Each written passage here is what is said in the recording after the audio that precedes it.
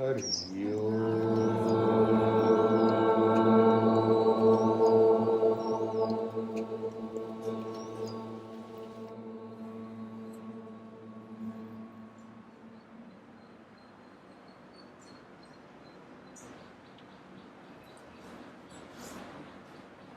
a place of Advaita.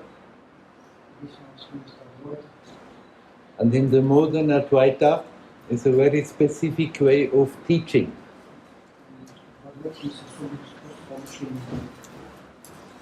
And I feel there is quite some confusion because of that.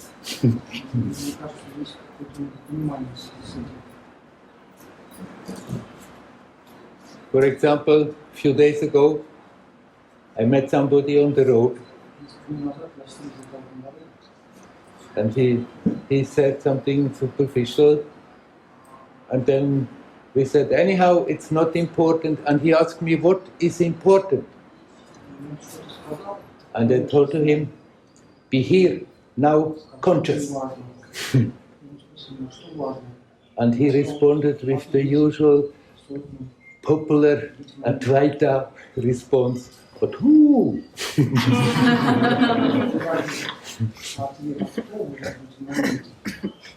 And I told him, you, the one who is asking. But then he escaped with some philosophical.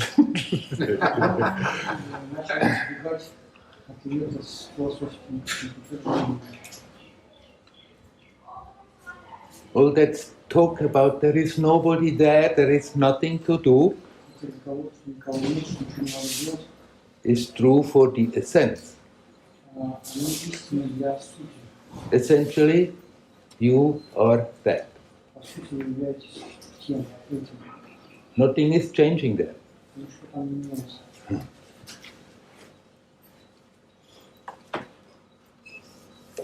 But people still suffer. The mind is still creating all this stuff that makes people suffer. And if somebody is fed up with suffering, then it's better to do something about it.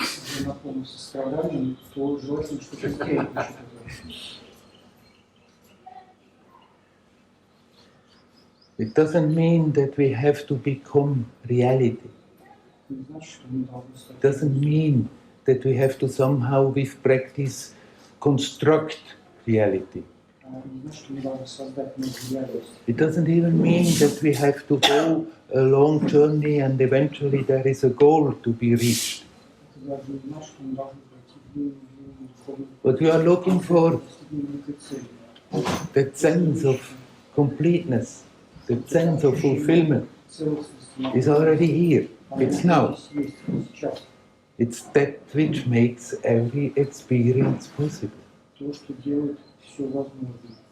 But somehow we have grown up in this world and learned to be with our attention everywhere else, but connecting with that. And that habit is so strong, once it is in place, we just think about it and think about it and think about it and keep our petty little personal reality alive by thinking all the time.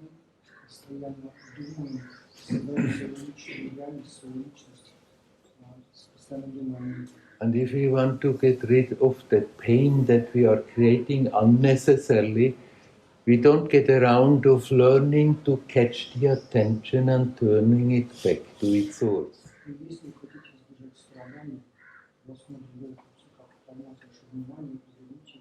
It's not in order to create something.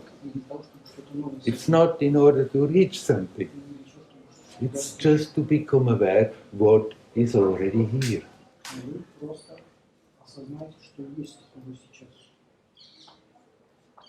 This reality appears to be so solid, so real, because we think about it all the time. And once the baby has not yet that fixation of the me and the others, it's all just functioning spontaneously. But then from the childhood, from the earliest moment, it's always bombarded with the minds of the people around, how to be, what not to be, what to believe, what not to believe, and starts to form the same thing. Creating that me personality separate from the whole rest.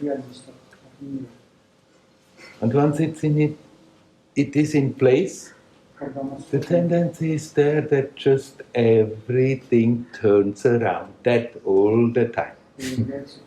From the moment one wakes up till one goes to sleep, I, me, mine, I, me, and the others, and always to struggle with that. And the habit has its own force. And there's no point in escaping to see that by saying what you are already there. Okay, yes, you are already that. But the attention is not rooted in that. So it makes sense to have an honest, good look at oneself and see what we are doing. See how we are creating tensions. See how we are creating our pain, our suffering all the time, ourselves. Stop making everybody else responsible. Stop making the parents responsible, the world, the universe responsible. They all had to do that we started to do with it, that we started to function the way we function, but once we are conscious. It's up to us to see what we are doing and then learn not to do that anymore. Instead of defining ourselves by thinking, learn just to be. Somehow or other, we don't get around that. It doesn't matter how we are doing it. Catching the attention and bring it back to that sense of presence. Here, now, timelessly.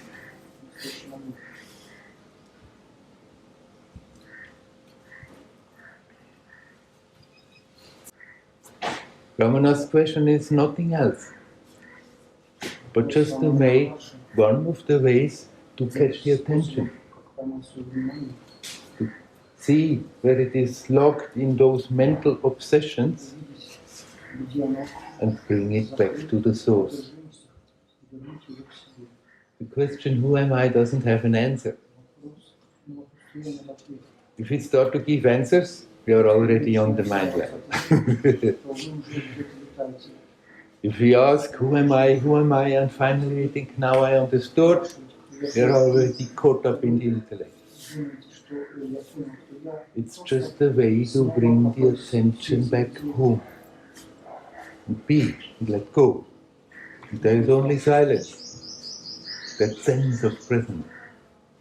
You can call it the self, you can call it God, you can call it the essence. But there is only one point where we are touching that, and that is now. And all else is in the mind. Even a moment ago is just a memory. We keep on hanging on to it, feeding the emotions into it, think it's real, it's just a memory. Moment to come is just an expectation. It's in the mind, it's thinking what could happen, expecting. There's only one point you are touching, that living, bubbling reality. Now, it's so totally different from the past and the future, from what we are imagining in our mind. Just that immediate awareness to be.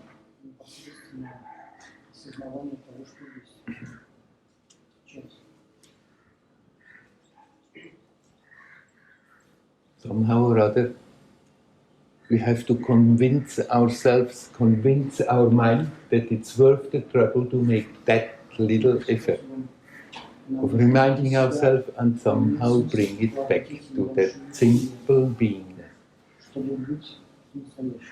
Consciously conscious, consciously alive,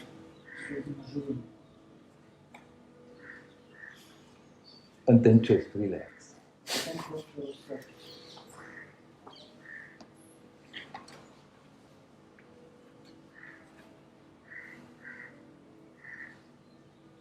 It simply seems so difficult because we think it's difficult.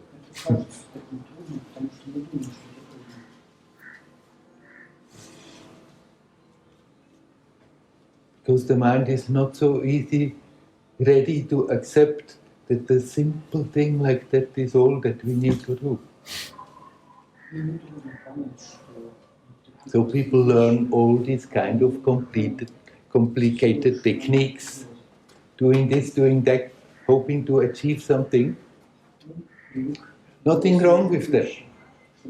But the essence in all these practices is exactly the same. It is a crutch for the mind to help us to connect with the now and learn to be and relax in that and be open, and then the experience starts to unfold all by itself, effortless, beautiful.